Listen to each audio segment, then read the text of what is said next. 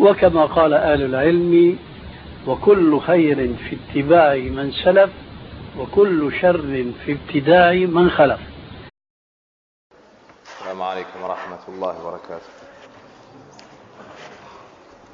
الحمد لله رب العالمين، وأشهد أن لا إله إلا الله وحده لا شريك له، وأشهد أن محمدا عبده ورسوله صلى الله عليه وعلى آله وصحبه ومن تبع هداهم بإحسان إلى يوم الدين. أما بعد.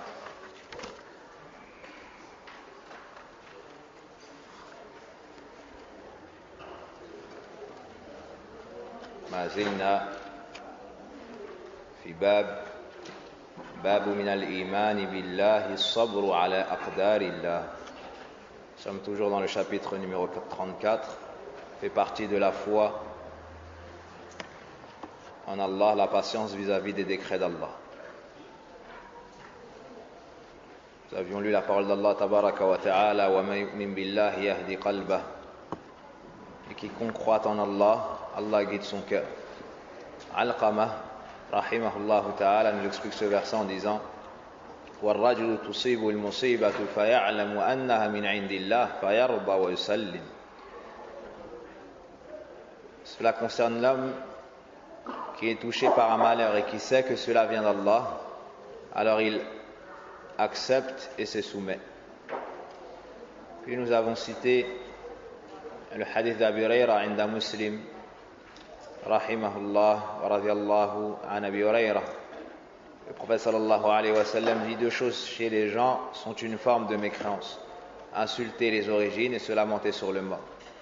Shahiduna min al-hadith wa niyahatu ala al-mayyit. لأن هذا دليل على عدم الصبر ودليل على التسخط. Donc ici, le fait de se lamenter sur le mort est une preuve que la personne n'a pas patienté et qu'elle n'est pas satisfaite ou plutôt qu'elle se révolte devant le décret d'Allah tabaraka wa ta'ala. Donc on voit l'obligation de se montrer endurant et la gravité de ne pas patienter.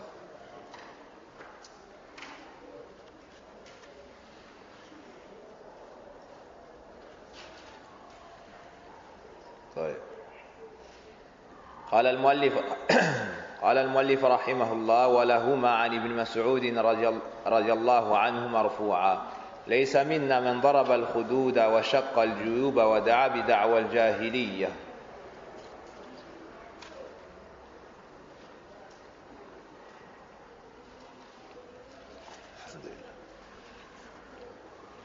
Tous deux rapportent d'après Ibn Mas'ud, c'est-à-dire Al-Bukhari et Muslim, rapportent d'après Ibn Mas'ud radiyallahu anhu qu'il attribue la parole suivante au prophète sallallahu alayhi wa sallam: ne fait pas partie des nôtres celui qui se frappe les joues, déchire ses habits ou bien son col et se lamente comme on le faisait du temps de la jahiliya, ou bien au lieu de se lamente et qui invoque et qui appelle aux idéologies de la jahiliya. Aux idéologies de la jahiliya. Selon l'explication du hadith, il y aura soit telle traduction. ليس منا إذا ما سيذكر في هذا الحديث من كبائر الذنوب. Le fait que le prophète sallallahu alayhi wa sallam ait dit dans ce hadith n'est pas des nôtres, ne fait pas partie des nôtres, nous indique que ce qui va être cité ici dans ce hadith fait partie des grands péchés.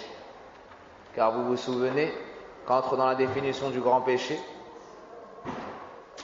la situation, le prophète sallallahu alayhi wa sallam nous dit laysa minna, ou l'action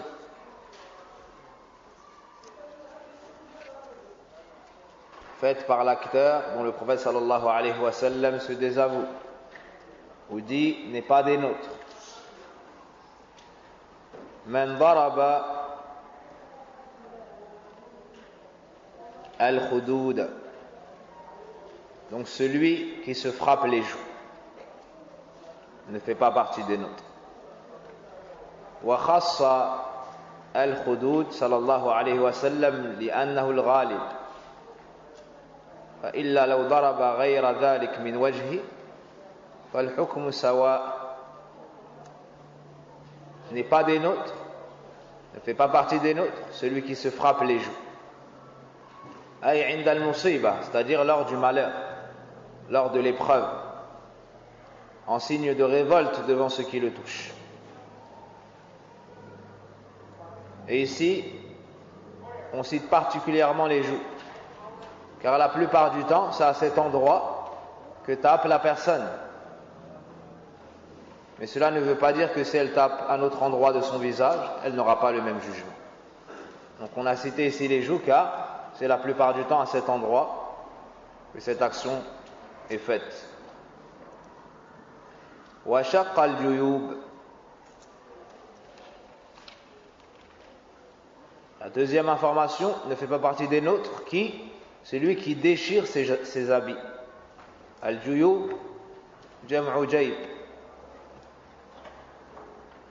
الفتحة التي تكون في أعلى الثوب ويدخل بها الرأس من خلالها. الجيوب c'est ça, cet endroit.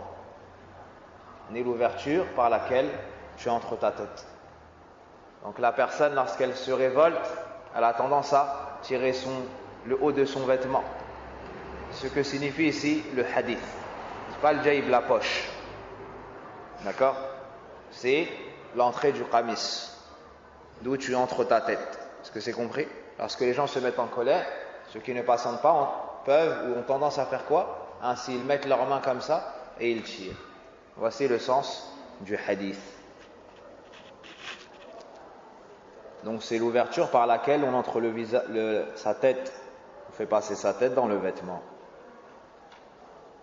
À quel moment la personne fait cela? Lorsqu'elle est touchée par un malheur et n'endure pas, se révolte au point où cela se répercute dans ses membres, soit en frappant le visage, soit en arrachant le vêtement.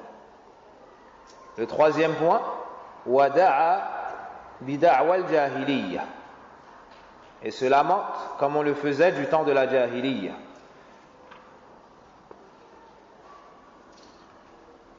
قال بعض أهل العلم المراد بالدعوة هنا النياحة دعوة الجاهلية النياحة. Certains savants ont dit ce qui est voulu ici, pas appelé à la manière des gens de la jahiliya, c'est-à-dire al-niyaha, les lamentations.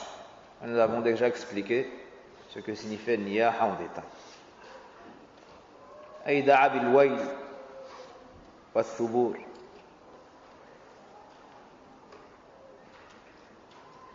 Un autre sens cité par les gens de science est plus général que celui-ci.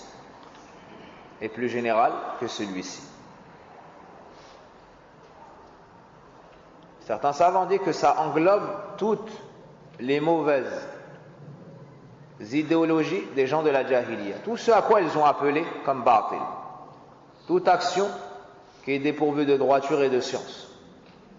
Ibn Uthaymin rahimahullah ta'ala et d'autres parmi les savants ont dit, lorsqu'une parole du prophète sallallahu alayhi wa sallam nous indique un sens, mais qu'on peut le comprendre également de manière plus générale, le mieux est de le prendre de manière générale, afin d'emmagasiner le plus de science possible. Car ainsi on aura le sens particulier, et on aura également d'autres sens plus généraux.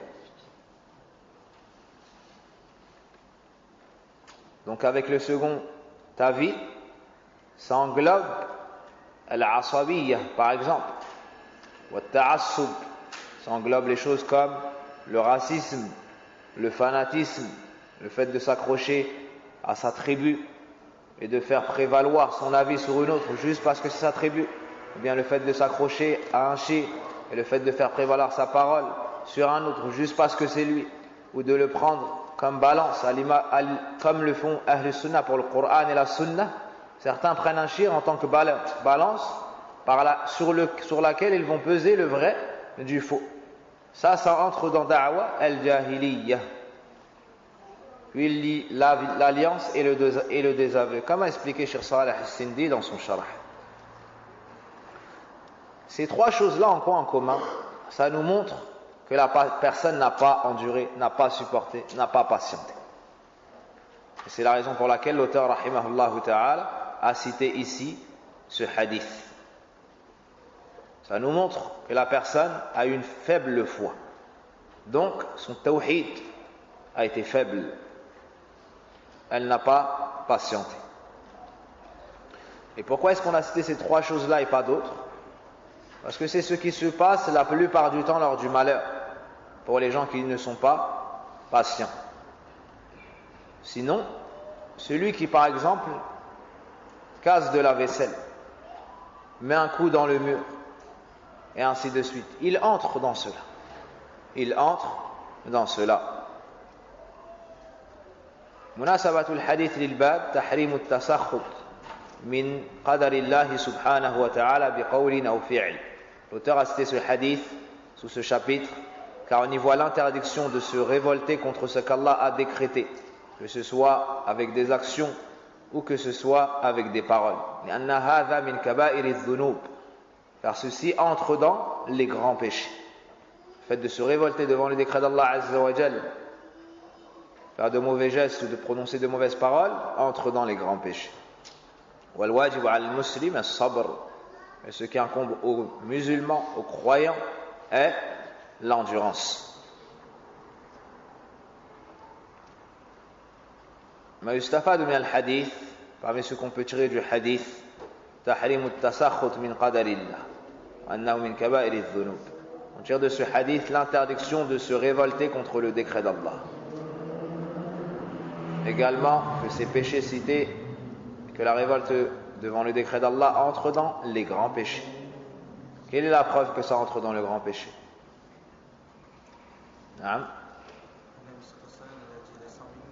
Parce que le Nabi sallallahu alayhi wa sallam a dit laysa minna. Barakallahu fik. Wujub as-sabr 'inda al-masa'ib, l'obligation de se montrer endurant lors du malheur. وجوب مخالفة أهل الجاهلية وأن هذا من مقاصد الشارع الحكيم, l'obligation de se comporter différemment des gens de la période du paganisme, l'obligation de se comporter de manière différente ou bien de se comporter différemment des gens de la période anté-islamique, al-jahiliya.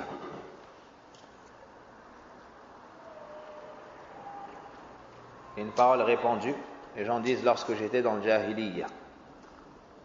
C'est un péché, puis ils disent lorsque j'étais dans le jahiliya. Bien dit, j'ai fait ceci quand j'étais dans le jahiliya. Si tu étais dans le jahiliya, quel est donc ton âge? Al-jahiliya, c'est avant l'envoi du prophète sallallahu alayhi wa sallam. C'était de manière mutlaqa, comme ça. D'accord? Naam. Dit, qabla al-istiqama, dit avant qu'Allah Azza wa Jalla m'ait facilité la droiture. Qabla al-muhafadha ala salawat, qabla islami, qabla wa hakada. Dit avant de me convertir ou avant de préserver mes prières, avant d'emprunter la droiture.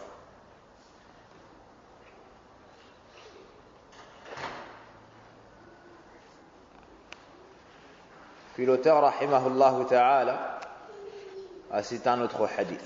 Avant cela, il faut bien comprendre que le fait de se taper les joues entre dans cette menace citée dans le hadith, lorsque c'est fait en signe de révolte devant le décret d'Allah. Devant le décret d'Allah. Mais la personne qui se tape les joues par étonnement, par exemple, ça n'entre pas dans le hadith. Ou pour une raison ou une autre, ça n'entre pas dans le hadith. Ce qui est voulu ici, c'est عند المصائب تسخطا من قدر الله. Ce qui est voulu dans le hadith ici, c'est ceux qui font ça en signe de révolte devant les décrets d'Allah Azza wa Jal.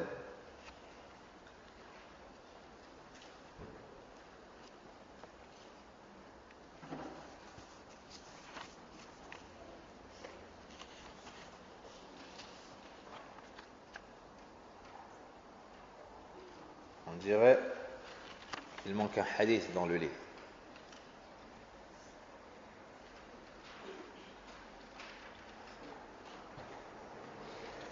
Non, c'est moi qui ai mal vu. نعم. وعن أنس رضي الله عنه أن رسول الله صلى الله عليه وسلم قال إذا أراد الله بعبده الخير عجل له العقوبة في الدنيا وإذا أراد بعبده الشر أمسك عنه بذنبه حتى يوافى به يوم القيامة.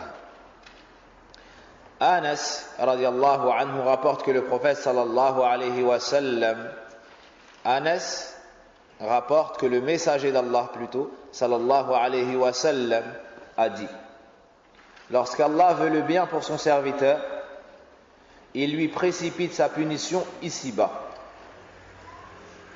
Et si Allah veut le mal pour son serviteur, il retient son péché pour l'en châtier le jour de la résurrection.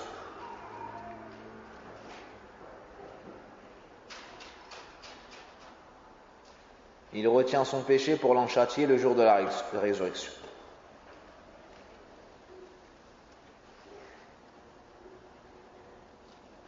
Il retient son péché.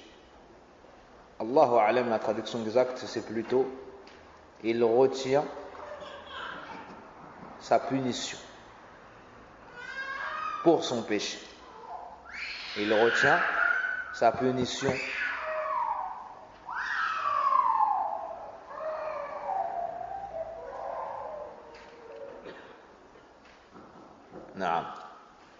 il retient sa punition.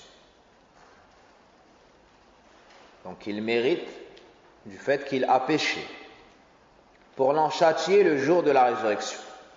Pour l'en châtier le jour de la résurrection.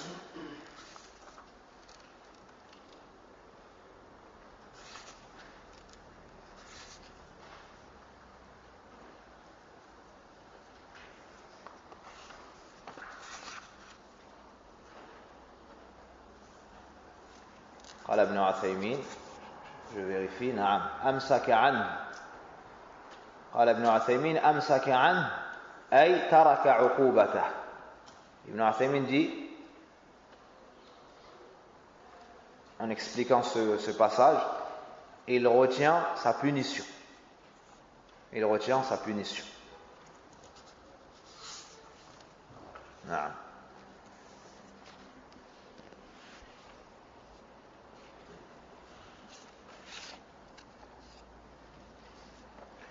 إذا أراد الله المراد بالإرادة الإرادة الكونية ce qui est voulu par l'irada lorsqu'Allah veut la volonté l'irada min sifatillahi subhanahu wa ta'ala la volonté fait partie des attributs d'Allah subhanahu wa ta'ala. Ce qui est voulu par l'irada dans ce hadith c'est l'irada al-kawniyya, c'est la volonté universelle. En combien se divise l'irada? En deux, lesquels? Al-irada en arabe, al-kawniyya, al-shar'iyya, jazakallahu khayra. Donc la volonté universelle et la volonté législative ou bien législative ou on va dire religieuse. Comment expliquer l'irada al-kawniyya et la différencier de l'irada al-shar'iyya avec deux caractéristiques.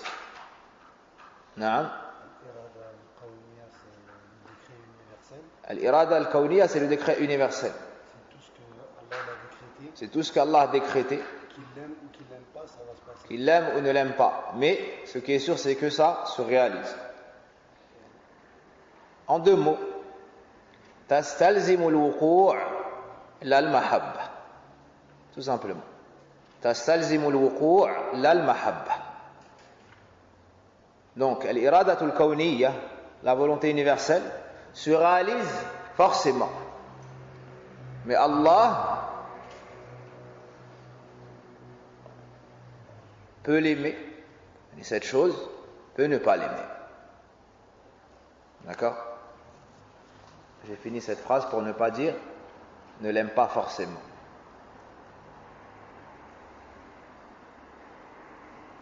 Naam. Quant à l'irada al-shar'iyya, la tastazim al-wuqu' walakin al-mahabba. Quant à la volonté religieuse, elle ne se réalise pas forcément, mais elle est aimée par Allah subhanahu wa ta'ala. Il me semble avoir déjà détaillé cela.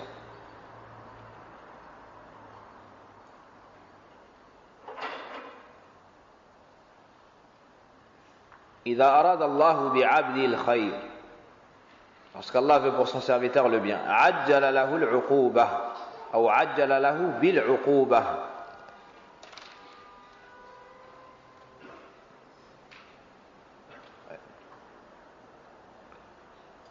Il faudra vérifier dans les différentes versions, est-ce que c'est bil-uquba ou al-uquba.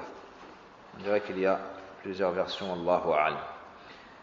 C'est-à-dire qu'Allah tabaraka wa ta'ala fait descendre sur lui les épreuves et les malheurs. Pourquoi? Afin d'effacer par cela ces épreuves, ces péchés. Afin d'effacer par cela ces péchés. Ainsi, le serviteur sort de ce bas monde allégé de ses péchés ou purifié de ses péchés. Et ceci est meilleur pour lui, car le châtiment de ce bas monde est moins douloureux que le châtiment de l'au-delà. Le châtiment de l'au-delà est plus douloureux et durable.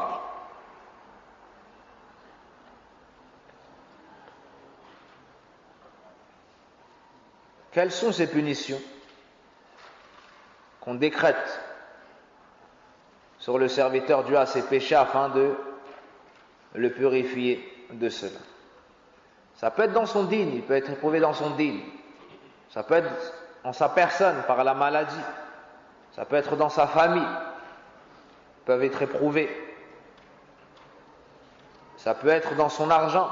Il peut goûter à la pauvreté ou perdre de l'argent ou échouer dans le commerce. Et toutes sortes d'épreuves. Des choses qui sont détestables pour nous. Donc ça, c'est dans le cas où Allah Azza wa Jal veut du bien pour son serviteur. Il goûte à la punition dans ce bas monde. Ainsi, il est allégé de ses péchés, car on lui efface les péchés dans cela, par cela, parce qu'il se montre endurant. Puis il décède et sort de ce bas monde allégé. Yawm al-Qiyamah, est-ce qu'il va retrouver ses péchés? Non, du fait qu'on les effaçait avec ses, ou en prenant pour cause les masa'ib.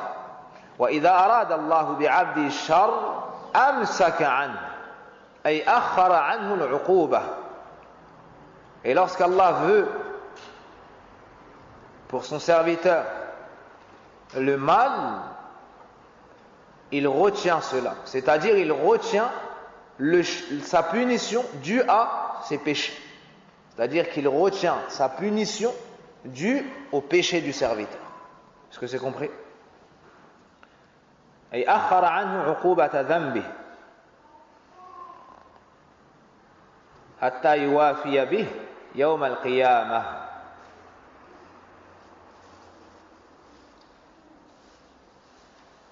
Pour l'en châtier le jour de la résurrection,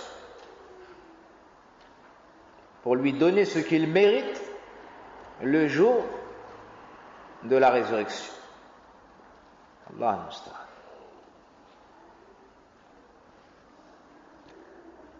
هذا الحديث رواه الترمذي. هذا الحديث رواه الترمذي وغيره.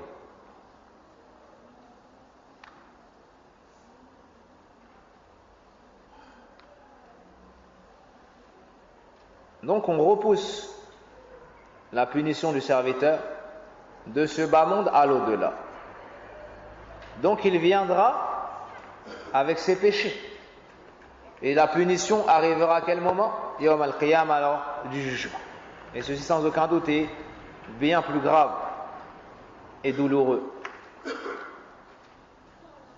Dans le hadith, on voit إذا أراد الله بعبده الخير وإذا أراد الله بعبده الشر.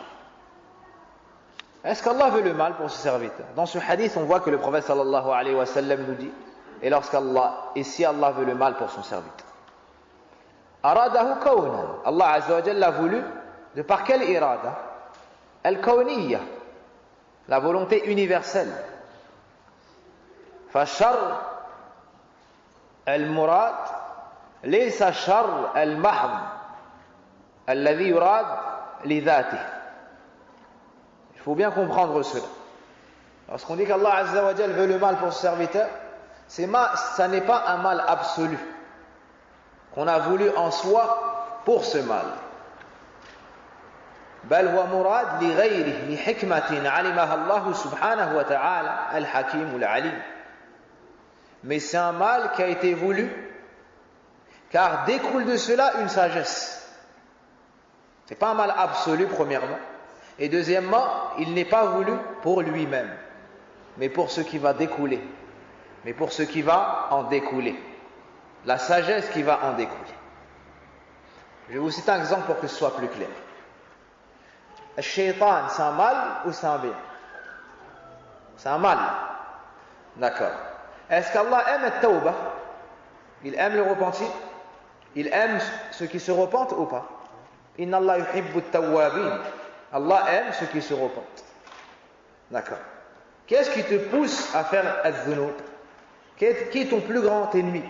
C'est le shaitan, waswislak, qui t'embellit le mal, tu tombes dans le mal. Est-ce que Allah aime cela?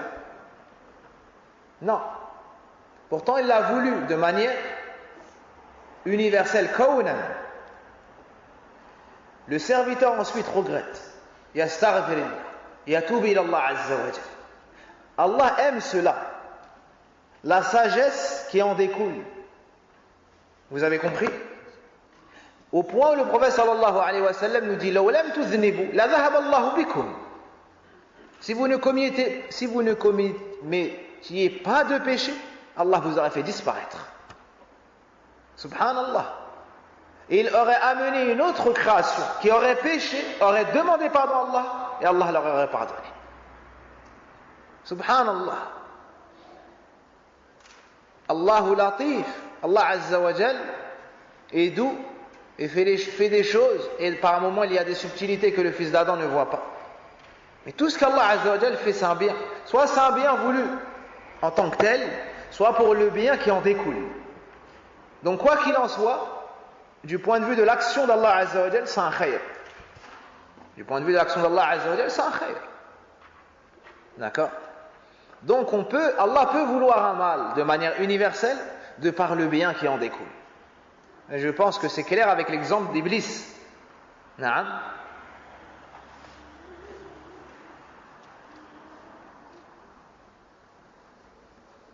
Et les savants ont expliqué ainsi afin d'unir entre différents hadiths. Parmi ces hadiths-là, la parole du prophète sallallahu alayhi wa sallam, wa shar laysa ilayk. Le prophète sallallahu alayhi wa sallam a dit comme ça, il est cité dans Sahih Muslim, wa shar laysa ilayk. Et le mal ne te revient pas. Allah Azza wa Jal ne fait pas le mal. C'est-à-dire le mal absolu duquel il ne découle pas de sagesse, de bonne sagesse. Vous avez compris? Non. Donc il y a forcément un bien qui en découle. Il y a une sagesse derrière. Parmi les sagesses, comme on le verra dans le hadith prochain, Inch'Allah ta'ala, c'est que ça efface les péchés. Donc, le malheur en soi, il n'est pas voulu. Mais il y a une sagesse voulue à travers celle-ci, c'est quoi? Effacer les fautes du serviteur. Un autre exemple, lorsqu'Allah Azza wa Jal veut une grande place pour son serviteur, c'est-à-dire fil Jannah, mais que ce serviteur n'a pas le bagage pour, il ne fait pas assez de bonnes actions. Allah Azza wa Jal dit aux anges, déversez sur mon serviteur les problèmes, les malheurs, les soucis. Il est éprouvé, il ne cesse d'être éprouvé. Puis Allah l'aide à endurer, à patienter. Puis il reprend son âme et lui fait atteindre ses hauts degrés du paradis. Regarde la sagesse, subhanallah. Le serviteur ne préserve pas assez bien les obligations. Il ne laisse pas assez bien les interdictions. Il n'ajoute pas assez de surrogatoire. Il ne délaisse pas les choses détestables. Avec cela, il ne pourrait atteindre ses hauts degrés. Mais Allah a voulu pour lui ses hauts degrés. Qu'est-ce qu'il a fait? Subhanahu wa ta'ala, al-Hakim al-Ali. il a décrété le malheur sur lui. Puis il l'a aidé à endurer pour pouvoir lui accorder cette place. Pour lui accorder cette place. Tafaddulan minhu wa karaman subhanahu. Ainsi, Inch'Allah, c'est clair.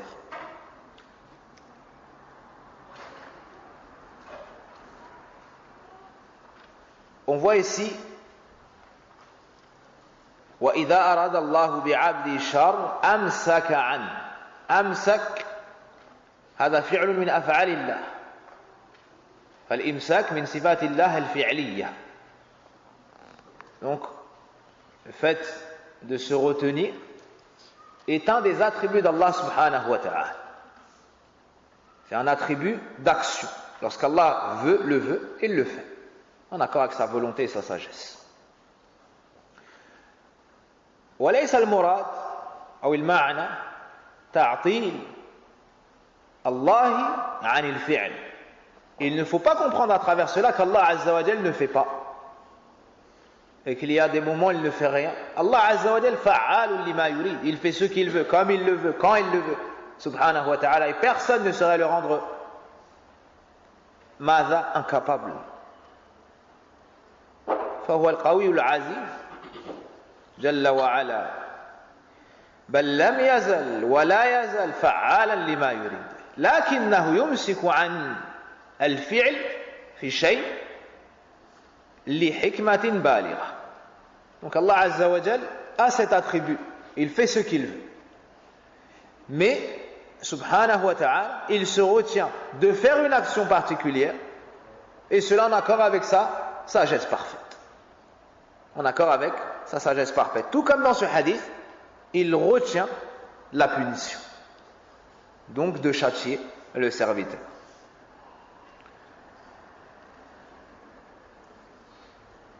Dans quel cas? Dans le cas où il veut pour son serviteur le mal.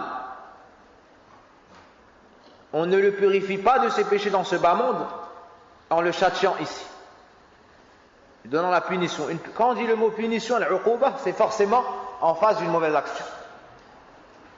Le mot punition vient forcément en face d'une mauvaise action.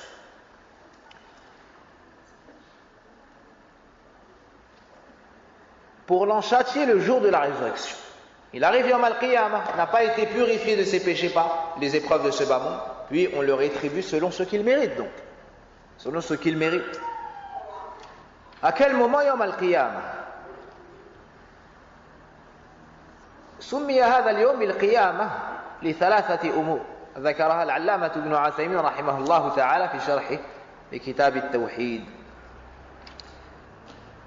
Le jour de la résurrection a été appelé ainsi pour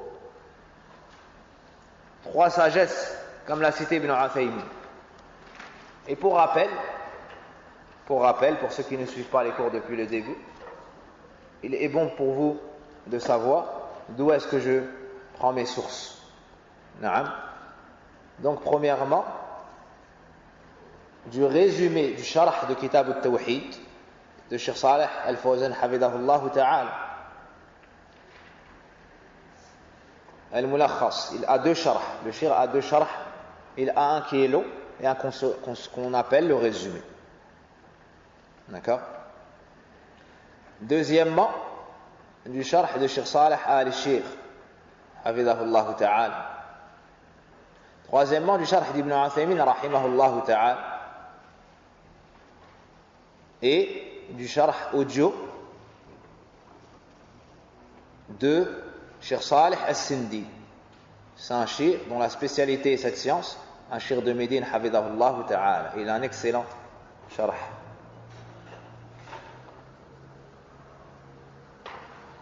هذا هو.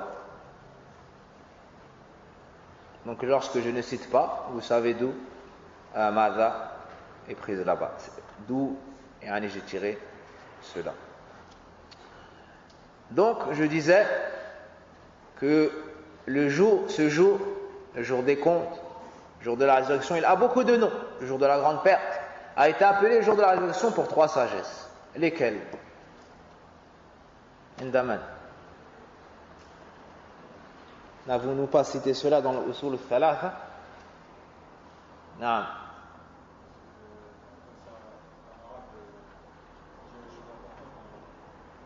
Là.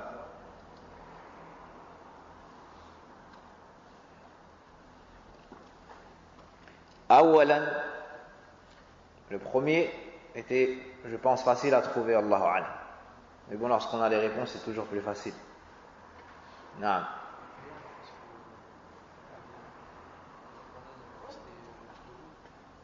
Presque, mais t'es parti trop loin. Les qiyam nas min quburihim. Premièrement, car les gens vont se lever et sortir de leur tombe. Car les gens vont se lever et sortir de leur tombe.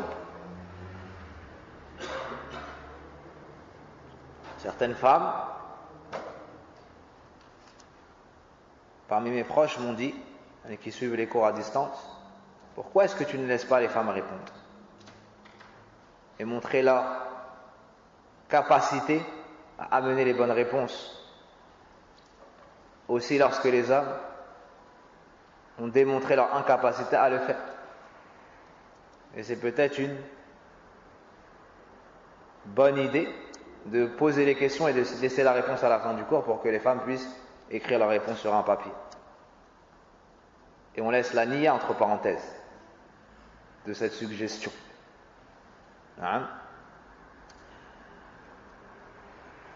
Donc on essaiera de faire cela pour qu'on se motive mutuellement et se concurrence dans le bien. لقيام الناس من قبورهم لقول الله سبحانه وتعالى يوم يقوم الناس لرب العالمين. Premièrement, car les gens vont se lever et sortir de leur tombe, comme Allah nous dit dans le Coran, le jour où les gens se lèveront pour le Seigneur des mondes. En Surat al-Mutaffifin, verset 6. Deuxièmement, liqiyam al-ashhad, car les témoins vont être levés. قال الله إنا لننصر رسلنا والذين آمنوا في الحياة الدنيا ويوم يقوم الأشهاد. Surat Ghafir, le verset 51. Regardez la traduction du verset en français. Surat Ghafir, verset 51. Un frère prend le mushaf avec la traduction et me dit le verset 51 de Surat Ghafir, le pardonneur. Troisièmement, les qiyam al-adl, car on va se faire lever la justice. قال الله ونضع الموازين القسط ليوم القيامة dans Surat al-Anbiya, verset 47.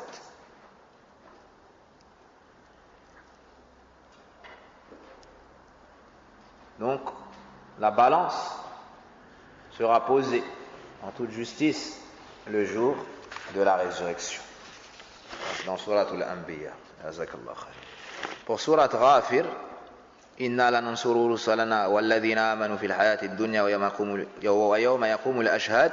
Nous secourrons certes nos messagers et ceux qui croient dans la vie présente, tout comme au jour où les témoins se dresseront. Où les témoins se dresseront. Donc pour ces trois sagesses. المعنى الإجمالي, le sens général du hadith, يخبر رسول الله صلى الله عليه وسلم أن علامة إرادة الله لعبد الخير معاجلة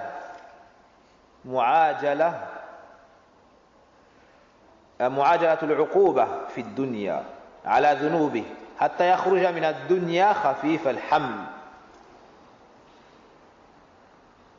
وأن من علامة إرادة الشر لعبده أن يجازي بذنوبه في الدنيا أو ألا يجازي بذنوبه في الدنيا فيأتي يوم القيامة ثقيل الحمل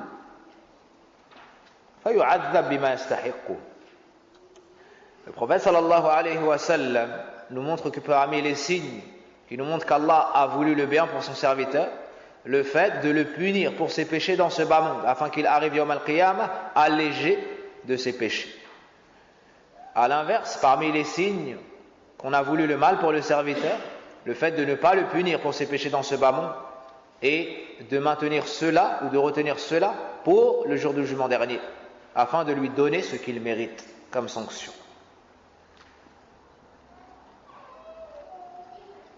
Munasabatul hadith lil bab. L'auteur a cité ce hadith dans ce chapitre. لأن فيه الحث على الصبر عند المصائب والرضا بالقدر فذلك في صلاح العبد. L'auteur a cité ce hadith ou ce chapitre car ici on nous encourage à se montrer endurant lors de l'épreuve,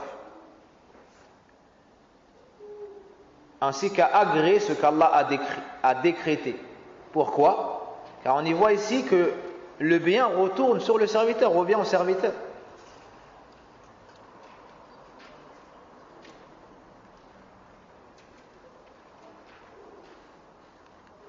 Comme a dit le prophète sallallahu alayhi wa sallam, le châtiment, la punition de ce bas monde est moins lourde que la punition de l'au-delà. في حق المتلاعنين.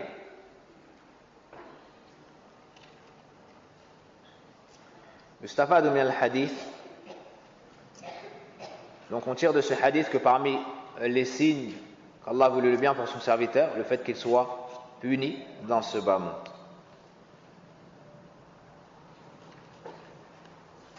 Et parmi les signes qu'Allah a voulu le mal pour son serviteur, le fait qu'il ne soit pas puni pour ses péchés dans ce bas monde, mais qu'on lui retienne cela pour l'au-delà. المصائب سبب تكفير الذنوب وهذا بإجماع أهل العلم. Les malheurs sont des causes pour que le serviteur se voit effacer ses péchés. Donc, parmi les causes du pardon, de l'effacement des péchés, le malheur, les épreuves.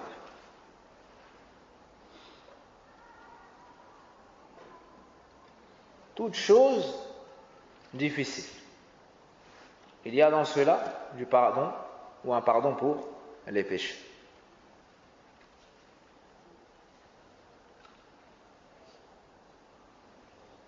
الخوف من الصحة الدائمة أن تكون علامة شر والرخاء. La peur du serviteur lorsqu'il se voit toujours en bonne santé et qu'il n'est éprouvé de rien, de peur que cela entre dans les signes de ceux à qui Allah a voulu le mal et qu'on lui retarde sa punition pour Yawm al-Qiyamah.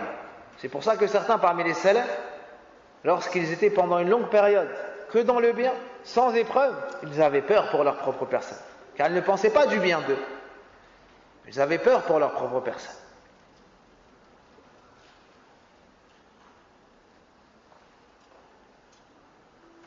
التنبيه على حسن الظن بالله ورجائه بما يقتضيه أو بما يقضيه عليه من المكاره. Ici, on attire notre attention lors de l'épreuve sur le fait d'avoir une bonne opinion d'Allah dans ce qu'il a décrit comme épreuve et comme choses qui peuvent être détestables pour le serviteur. Car il se peut qu'Allah Azza wa Jal décrète cela pour toi, pour que tu arrives Yawm al-Qiyamah allégé de péché, de tout péché. Donc, lorsque tu te retrouves dans l'épreuve, ne te plains pas, prends du recul, essaye de chercher la sagesse. Et si tu ne la trouves pas, dis-toi, il se peut qu'Allah Azza wa Jal m'ait châtié ou m'ait puni pour un péché, afin que je ne le retrouve pas Yawm al-Qiyamah.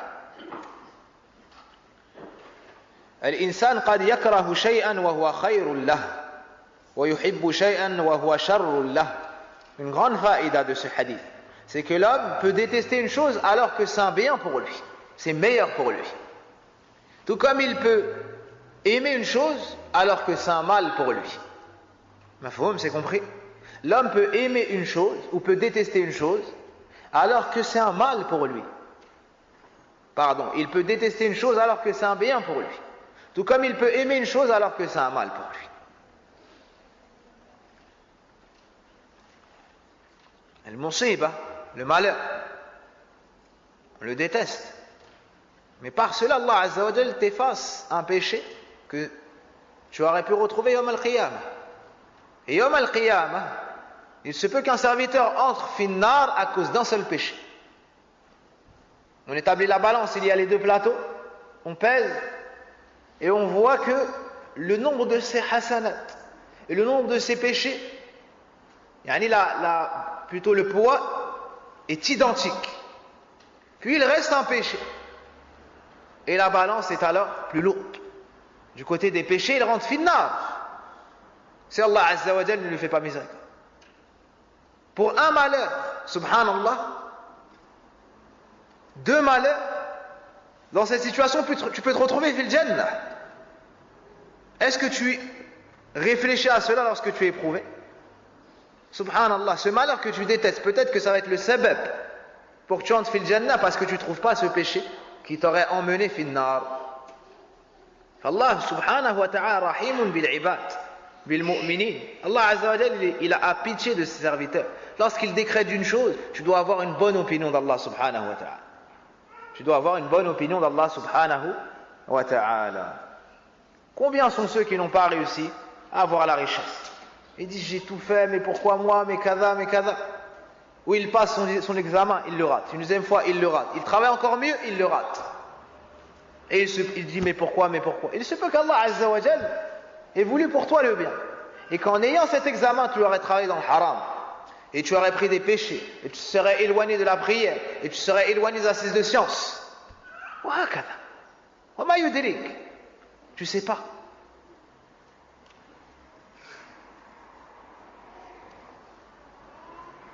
Certains restent dans la pauvreté. Et si Allah les avait enrichis, ils se seraient égarés. Allah Azza wa Jal a su que pour eux, c'est la pauvreté qui allait les emmener dans la piété. Et combien sont ceux que nous connaissons qui n'ont pas goûté à la piété, si ce n'est après avoir été éprouvés dans leur santé? Le père d'un frère que nous connaissons, subhanallah, il était loin de la salat, il ne préservait pas la salat, le din n'avait pas de place chez lui. Et il nuisait à son fils qui a emprunté le chemin de la sunna et qui voulait apprendre sa religion. Ce cher père a été touché d'une maladie au cœur. Il a été lourdement éprouvé. Qu'est-ce qu'il a fait? Taba ilallah, il s'est repenti. Il est revenu il est venu au masjid. Il restait au masjid, prenait son vélo, allait à la mosquée. Un des premiers à entrer dans le masjid, un des derniers à sortir du masjid. Muhafid ala salawat, il préserve ses salawats. Jusqu'aujourd'hui. Jusqu'aujourd'hui, subhanallah. Quelle fut la cause? Une maladie du cœur. Quelle fut la cause d'une maladie du cœur? Wahakala. Combien sont ceux qui ont fait tawbah après avoir goûté à l'amertume de la douleur, de la difficulté? Wahakala. Combien sont celles qui ont mis le hijab après le décès d'un parent? Donc le père conseille à sa fille de mettre le hijab, elle ne met pas le hijab. Lorsque le père décède, elle commence à mettre le hijab. La da'wa du père l'atteint après sa mort. فالمصيبة قد تأتيك بخير عظيم. Le malheur peut venir à toi avec un grand bien. Combien sont ceux qui étaient dans le haram? Lorsqu'Allah Azza wa Jal a décrété la mort d'un de leurs parents, et ils ont su que l'enfant pieux pouvait apporter du bien aux parents, l'enfant, dans ce malheur, s'est réformé et revenu vers Allah Azza wa Jal. Il fait dua pour ses parents, il emprunte le chemin de la droiture. Les exemples sont très très nombreux. Les exemples sont très très nombreux. Combien de footballeurs se sont cassés la jambe? Ils ne pouvaient plus jouer, ils ne pouvaient plus voyager. Ils sont revenus dans le din. Ils sont revenus dans le din et ils ont vu que la passion du football était un stratège du shaitan, afin de les éloigner du rappel d'Allah subhanahu wa ta'ala. On pourrait continuer dans les exemples, les chanteurs et les étudiants. Celui qui n'arrive pas à se marier avec telle femme, et il la souhaite, il voulait cette femme depuis son plus jeune âge. Ensuite, il n'arrive pas à se marier avec elle, pour un oui, pour un non. Naam. Au final, cette femme s'égare. Ça devient une femme mauvaise. Et celui qui se marie avec elle, il souffre. Et cet homme se rappelle qu'il voulait se marier avec elle. Il dit Alhamdulillah. Alhamdulillah que je ne me suis pas marié avec cette femme. Regarde comment est-ce qu'elle est devenue. Wahakada, cette telle femme voulait tel homme. Puis, On entend que tel homme est violent avec son épouse, tel homme fait telle chose, tel homme fait telle chose. Elle dit Alhamdulillah. Et on pourrait citer vraiment beaucoup d'exemples dans ce chapitre. Donc, ce qu'on tire de ça, c'est quoi? Allahu ya'lam wa antum la ta'lam. Allah sait, et il fait avec sagesse. Et nous, on ne sait pas. Il te suffit de savoir que ça fait partie des actions d'Allah pour te tranquilliser. Allah Azza wa Jalla ne va pas faire pour toi si ce n'est le meilleur. Si ce n'est le meilleur. Subhanahu wa ta'ala. Al-hath ala sabr inda al-masa'ib. Dans ce hadith, on nous encourage à se montrer endurant lors des malheurs. At-tasliyah lil-mu'min inda al-masa'ib. Ici, il y a un réconfort. Le prophète sallallahu alayhi wa sallam, avec ses paroles, il réconforte les croyants qui sont éprouvés. Et ô combien sont-ils? Mais qui est-ce qui se rappelle ce texte lors de l'épreuve? Les gens passent bien plus de temps à se plaindre qu'à méditer sur le fait qu'Allah Azza wa Jal a pu vouloir un bien pour moi dans ceci ou dans cela. Il y a une sagesse, wa hakada.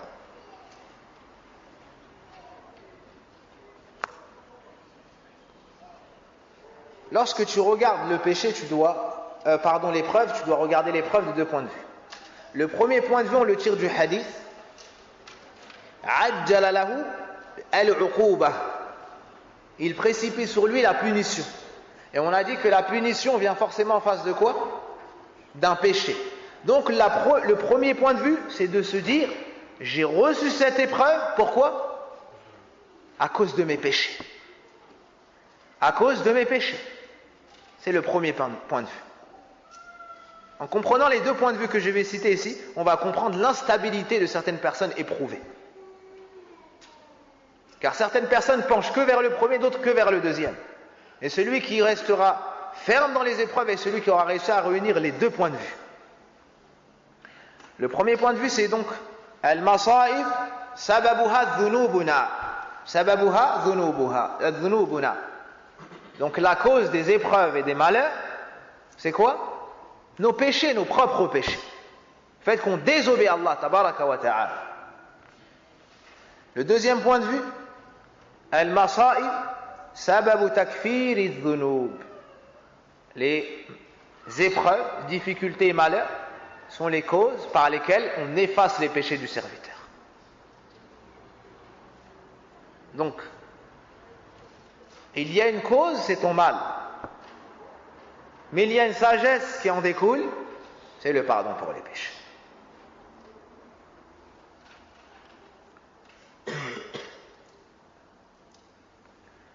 Donc retiens que c'est un bien pour toi ces épreuves.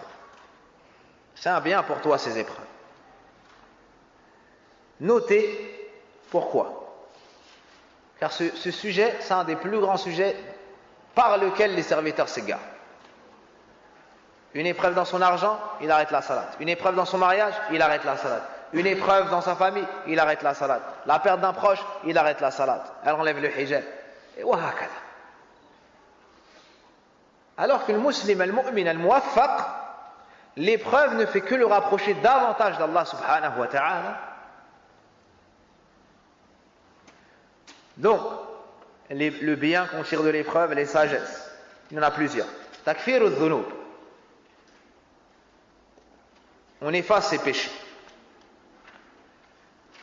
Deuxièmement, husul ma yuhibbuhu Allah wa huwa as-sabr. Il se réalise une chose qu'Allah aime suite ou pendant l'épreuve. C'est quoi? As-sabr, l'épreuve. L'endurance. Sans épreuve, est-ce qu'il peut y avoir endurance sur les choses difficiles à supporter? Non. Allah Azza wa Jal aime as-sabr. Wallah yuhibbu as-sabirin. Allah aime les endurants. Ainsi, on décrète la chose et se réalise ce qu'Allah aime. As-sabr min al-abd. L'endurance du serviteur. Troisièmement, tu as su que la cause de l'épreuve, c'était quoi? Tes péchés. Donc qu'est-ce que tu vas faire lors de l'épreuve? At-tawbah. Troisièmement, at-tawbah. والاستغفار والإنابة والرجوع إلى الله سبحانه وتعالى التواب الغفار. Donc le repentir, la demande de pardon, le retour vers Allah subhanahu wa ta'ala, car tu sais que ces épreuves ont pour cause tes péchés. هذا هو بارك الله فيكم. ماذا Qu'en est-il des prophètes et des messagers, qui sont ceux qui sont le plus éprouvés? Hein? Si quelqu'un vient et dit, mais tu me dis cela, mais qu'en est-il des prophètes et des messagers? Il y a un mot dans le hadith qui vous permettrait de répondre. Indaman. Comment sortir de ce problème? Vu qu'on dit que c'est à cause des péchés. Pourtant, ceux qui sont le plus éprouvés, c'est les prophètes et les messagers. كيف التخلص من هذا؟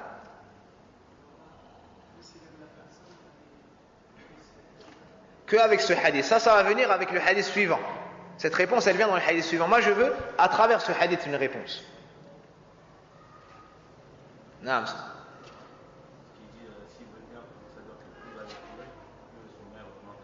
Là. Ça, ce sens-là sera pris du prochain hadith. Le frère a dit, plus Allah aime le serviteur, plus il l'éprouve. Oui, mais ça, c'est pas dans le hadith. Cela sera tiré du second hadith, ou du hadith prochain. Na'am Abdullah. Comment? Là, cela n'est pas la réponse. Certes, ce sont les meilleurs serviteurs, mais cela n'est pas la réponse. Na'am. C'est Adam, tu donnes la bonne réponse, Salim te donne 5 euros. Na'am.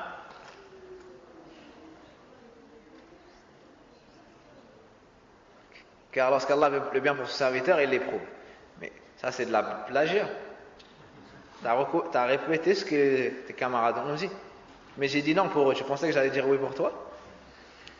Je t'aime, mais pas à ce moment-là quand même. Naam. Indaman. Qu'est-ce qu'il y a la réponse? Akhana, au fond, t'as mal au dos? Oui? Aïwa. Alors tu peux répondre.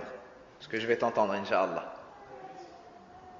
أحسنت جزاك الله خيرا وزادك الله علما وحرصا على العلم وبارك الله فيك.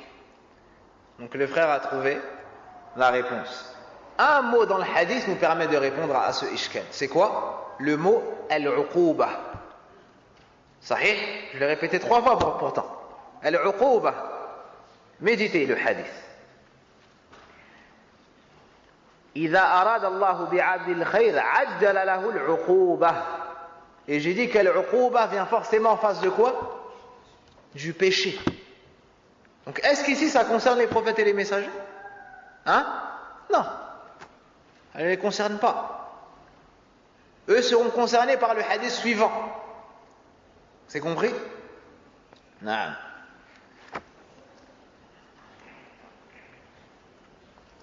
C'est clair ou ça ne l'est pas?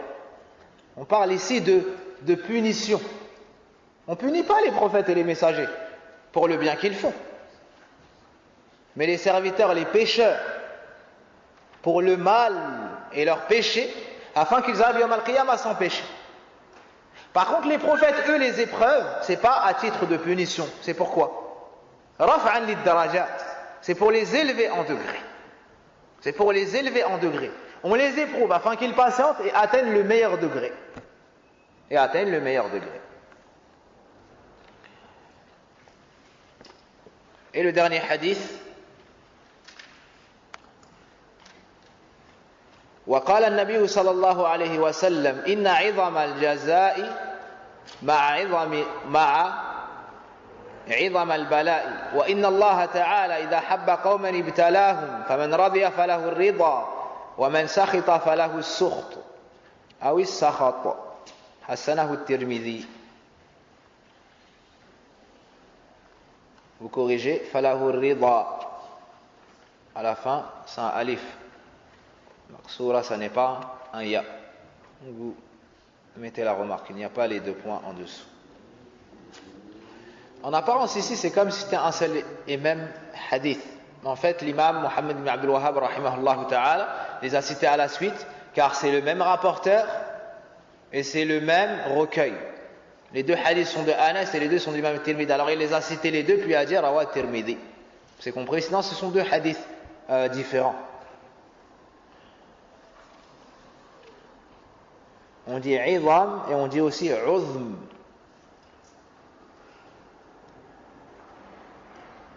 Aïe. Donc que signifie ce hadith? Avant cela on le traduit, ou je le traduis. Et le prophète sallallahu alayhi wa sallam dit, donc toujours d'après Anas radiallahu anhu, la grande récompense va avec la grande épreuve. C'est-à-dire, en d'autres termes, l'immensité de la rétribution va avec l'immensité de l'épreuve. C'est clair?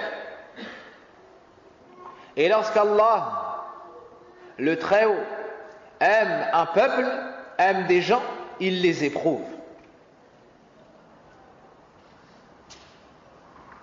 Celui donc qui est satisfait aura la satisfaction. Celui donc qui est satisfait aura la satisfaction. Littéralement, c'est ça la traduction. Mais vous ici, vous avez la traduction qui vous aide à la compréhension. Et ça n'est pas mal. D'accord? Celui qui est satisfait aura la satisfaction. Et celui qui s'indigne récoltera la colère. Celui qui se révolte récoltera la colère. Celui qui s'indigne récoltera la colère. L'imam Tirmidhi a qualifié ce hadith de bon.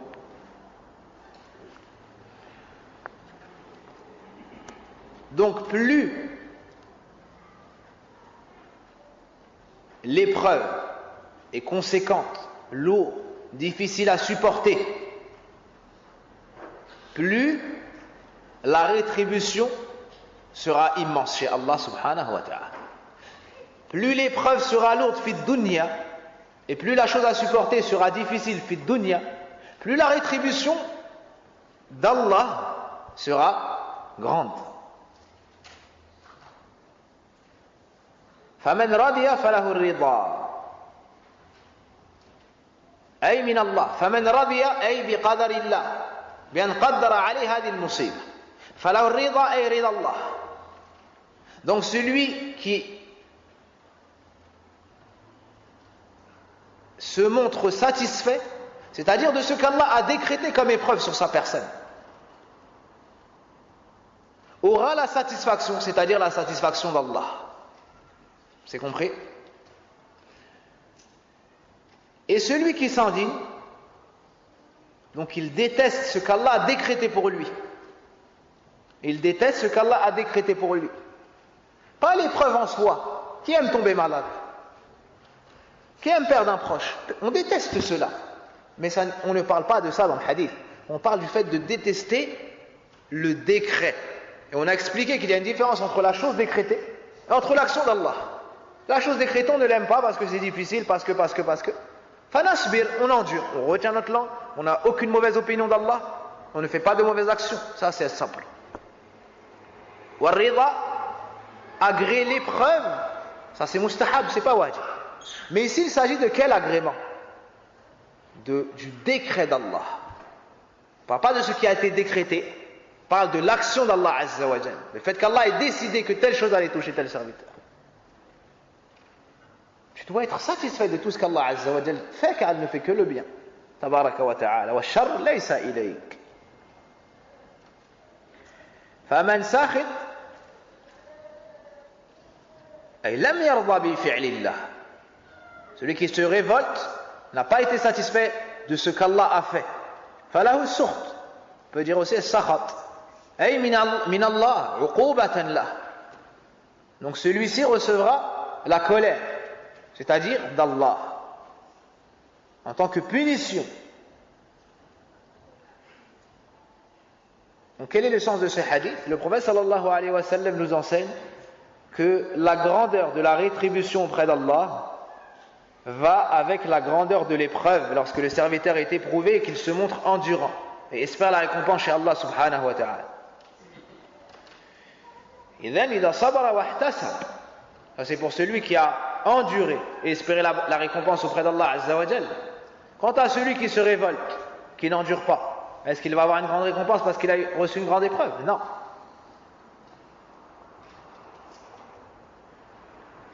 Donc ceci fait partie des signes de l'amour d'Allah pour son serviteur. Le fait qu'il l'éprouve et que son serviteur se montre endurant.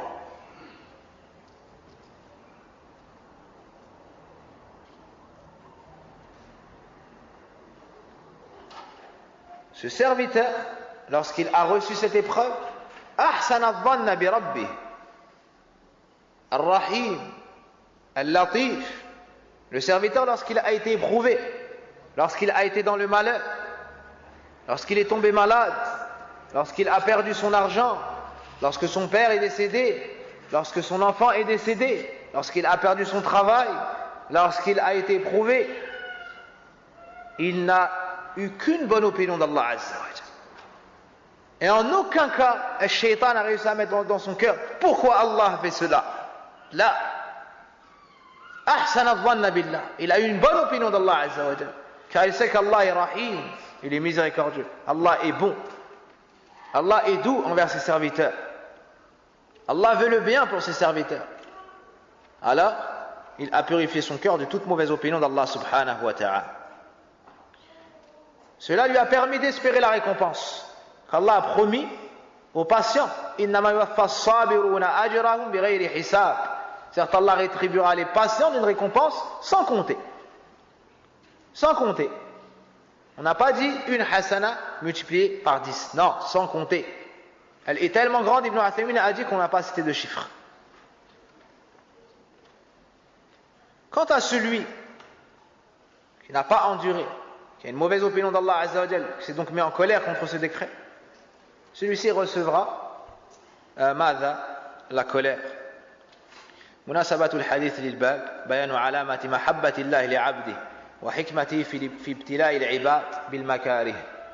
L'auteur a cité ce hadith sous ce chapitre car on y voit un des signes de l'amour d'Allah pour son serviteur, c'est qu'il l'éprouve. Aussi on voit une des sagesses de l'épreuve, une des sagesses pour lesquelles on éprouve le serviteur avec des choses qui lui sont difficiles à supporter. C'est quoi? C'est d'accorder l'agrément à ce serviteur. D'accorder l'agrément à ce serviteur. Lorsqu'Allah Azza wa Jal décrète une chose, plutôt lorsqu'Allah nous appelle à une chose, il met des causes. Ibn Sa'di rahimahullah ta'ala dans le sharh de As-Sayru ila Allah, poème magnifique d'Ibn Sa'di rahimahullah ta'ala, dans lequel il a décrit les caractéristiques des bienheureux et le chemin qu'empruntent les bienheureux pour avoir l'agrément d'Allah Azza wa Jal, le Jannah dans l'au-delà. Il explique dans le sharh et dit cela est une règle. Lorsqu'Allah Azza wa Jal nous appelle à une chose, il met des causes. D'accord? Il met des causes.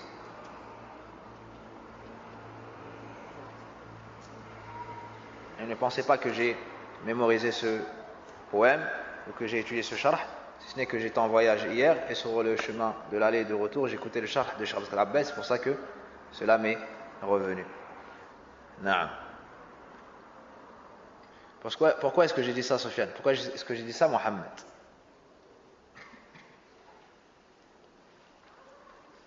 Qu'est-ce qui peut répondre à ça? Tafaddal. Jazakallahu khairan. Car les salafs détestaient qu'on pense du bien d'eux sur une chose qu'ils n'ont pas. Naam. Cette faïda, on l'a cité souvent. Barakallahu fik wa jazakallahu khaira. Il se peut que tu cites un verset d'une grande sourate. Et tu sais que les gens autour de toi vont penser que tu as mémorisé donc cette sourate. Sahih? Ou bien que tu cites le début d'un matn. Je dis par exemple كتاب التوحيد وقوله تعالى وما خلقت الجن والإنس إلا ليعبدون. Les gens disent, après un jour les gens étudient Kitab Tawhid, ils voient que la première page c'est ça, le début. Ils disent Masha'Allah, le frère Abdullah, Allahumma barak, il a appris Kitab Tawhid. Ensuite il est dans une autre assise, il dit par exemple As'alullah al-Karim رب العرش العظيم أسأل الله العظيم رب العرش الكريم أن يتولاك في الدنيا. Dans une autre assise ensuite il étudie قاعدة الأربعة, il dit ما شاء الله يكون aussi قاعدة الأربعة Allahumma barak. Ensuite, il se retrouve dans une autre assise. سعد الذين تجنبوا سبل الردى. Et après, il voit السير إلى الله. ما شاء الله يحفظ حتى الأبيات. اللهم بارك, il mémorise même des poèmes. Ensuite, il récite le début de ماذا, de tel livre, puis de tel livre, puis de tel livre, dans le nahw, dans le mustalah, وكذا وكذا. خلاص, il mémorise tous les mots. Hein? Et un frère une fois avait dit, tellement que les frères aiment l'exagération dans le bien, dans le mal, si tu mémorises la première ligne de chaque livre, ils vont dire que tu connais tous les livres. Hein? Ils vont dire que tu connais tous les livres. Malheureusement, c'est pas faux, mais on ne peut pas faire cette généralité. Lorsqu'il y a un frère qui est bien, les frères le rendent Shir al-Islam et Taymiyyah. Lorsqu'il y a un frère qui fait une faute, ils le rendent Iblis. Il est comme s'il ne peut pas faire tawbah, il ne peut pas revenir. Là, il faut être dans le juste milieu. Celui qui nous montre le bien, on accepte de lui. Celui qui nous montre le mal, on se comporte avec lui en fonction de ce qu'il aura fait et de ce qu'il est. Wal-wasatiyya amruha aziz. Et d'être dans le juste milieu, c'est difficile, il faut demander à Allah subhanahu wa ta'ala son aide.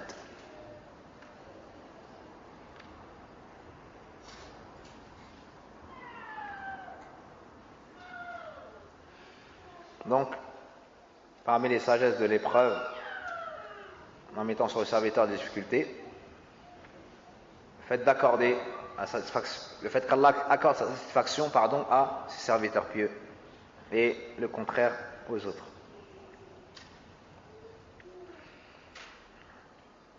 On tire de ce hadith un des signes de l'amour d'Allah Azza wa Jal pour ses serviteurs et de son agrément.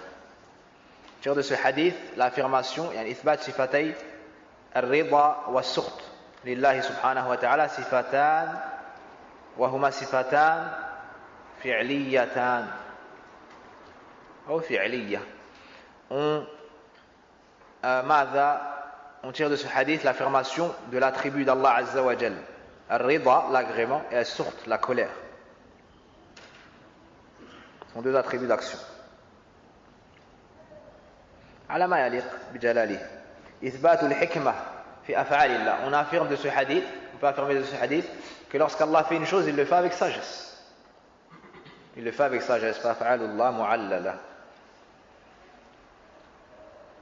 Certaines sectes disent qu'Allah fait pour faire. Il n'y a pas de sagesse. Par exemple, وما خلقت الجن والإنس إلا ليعبدون. Je n'ai créé les djinns et les hommes que pour qu'ils m'adorent. C'est quoi la sagesse de la création des djinns et des hommes? Hein? Qu'on adore Allah Azza wa Jal seul sans rien lui associer. Il y en a qui disent non. Allah a créé les djinns et les hommes comme ça. D'accord? Ça, c'est un manque de respect qui est très grave envers Allah, le Seigneur des mondes. Al-hath ala sabr ala al-masa'ib ou inda al-masa'ib. On nous encourage à travers ces textes à endurer, à se montrer endurant lors de l'épreuve. Al-insan qad yakrahu al-shay wa huwa khayrun lah. L'homme peut détester une chose alors que c'est un bien pour lui, ou alors que c'est meilleur pour lui. L'homme peut détester une chose alors que c'est meilleur pour lui. Une personne était malade, un homme et une femme, elle a invoqué contre la fièvre, elle a insulté la fièvre. Le prophète lui a dit, n'insulte pas la fièvre. Pareil, Allah Azza wa Jal fait partir les péchés. D'accord?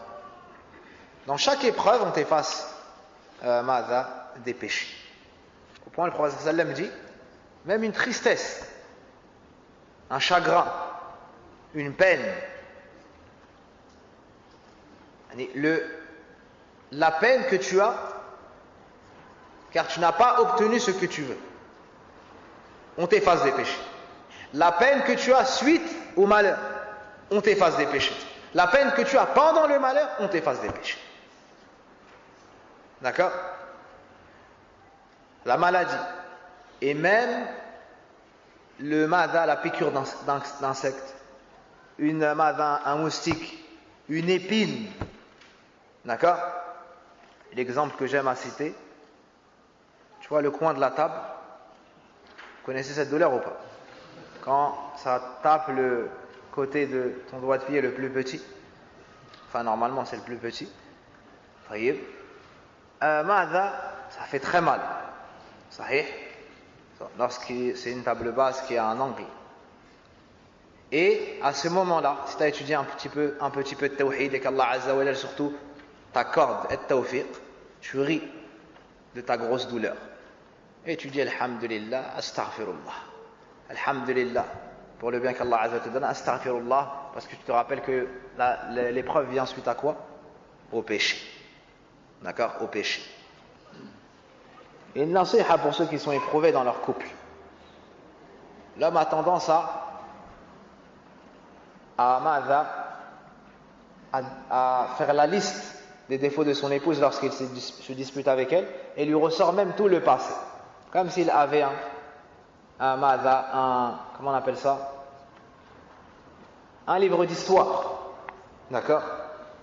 Alors qu'elle s'est excusée, il lui a pardonné, et il lui dit t'as fait ça, t'as fait ça, t'as fait ça, t'as fait ça. Vous savez pourquoi? Parce qu'il n'est pas préoccupé par ce qu'on vient d'étudier. Si Allah l'avait aidé, en citant ses fautes, il se serait arrêté très rapidement. Vous savez pourquoi? Parce que ça, c'est une musiba. Si c'est une musiba, c'est-à-dire que cette femme est une musiba pour lui, ça veut dire quoi? Ça veut dire que tu as beaucoup de péchés. Donc il s'arrête de parler et il pense à ses propres péchés. Il cherche, il fait tauba pour ça. Il cherche encore, il fait tauba pour ça. Il cherche, il fait tauba pour ça. Et quand il rentre, il trouve un bon plat, il trouve kada, il trouve de la rahma, il trouve de la hanana. Il dit subhanallah. Elle m'a parlé comme ça, et maintenant elle est gentille. Non, tu avais des péchés, tu avais ça, alors elle était comme ça. Maintenant tu es revenu léger de tes péchés, alors tu l'as retrouvée comme ça. Sans vouloir diminuer de sa valeur. Mais, comme le disaient certains salafs, je désobéis Allah Azza wa Jal et je vois les effets de ce péché sur ma monture et sur mon épouse. C'est-à-dire que sa monture lui obéit moins et son épouse est moins affectueuse ou obéissante. Comment tu t'appelles? Comment tu t'appelles? Comment? Abdul Razzaq. Allahumma barik. Ismun Jamil. Et comment je t'appelle? Il m'a dit, hein? C'est à moi que tu parles? Allahumma barik. Il a une shakhsiyya à son âge. Il a une personnalité déjà à son âge.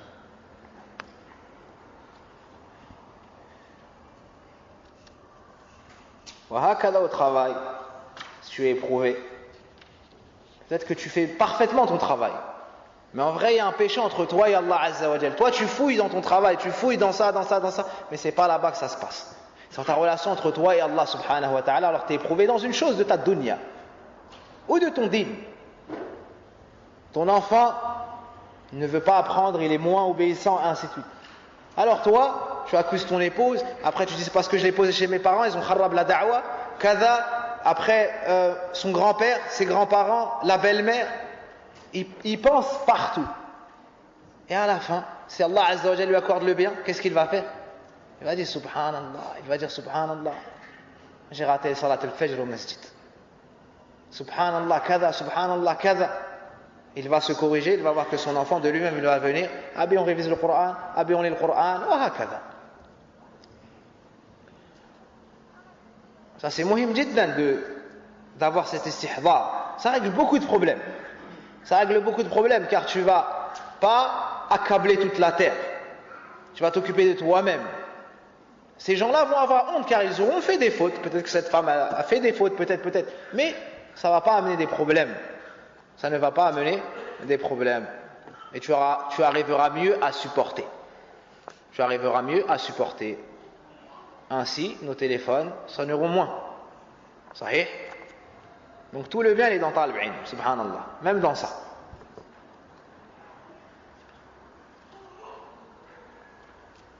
Qu'est-ce qu'on peut ajouter à ça? Al-jaza'u min jins al-amal.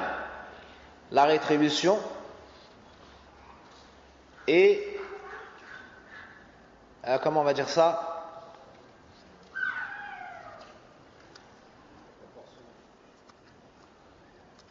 La rétribution que tu reçois et à l'image de ce que tu auras fait toi. C'est-à-dire si tu fais du bien, tu trouveras du bien, si tu fais du mal, tu pourras trouver du mal.